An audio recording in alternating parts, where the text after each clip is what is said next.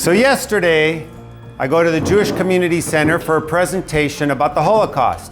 We had a panel of experts, we had a state senator, we had the director of the Holocaust Museum in Poland at Auschwitz-Birkenau by Zoom. And it was a very interesting presentation. Learned a lot. You would think you wouldn't learn a lot of new stuff from the most documented historical event, but I learned some new things. I also learned something pretty interesting, that when I walked out of the JCC and got in my car and was driving off, there was a group of protesters with a bunch of signs talking about how the Holocaust didn't really happen and how Jews are in control of the media and the government and all this is a hoax.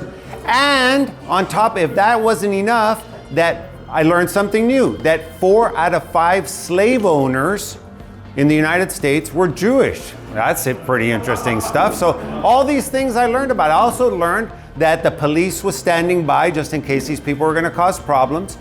And then I thought about something that I learned about the Holocaust during the presentation, that the opposite of good and caring and compassion is not bad and evil. The opposite of good and compassion and love is actually indifference.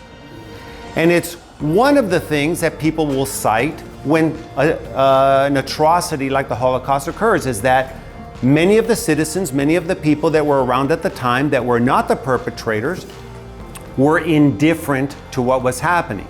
So then I started thinking about what I'm indifferent about, and immediately my mind went to business. There are some things, of course, that I'm very active in my business, but there are other things that I'm indifferent about.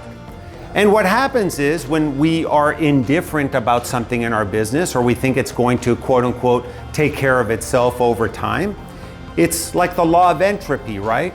It ends up falling apart when we're not actively engaged in making sure that these things have a positive outcome.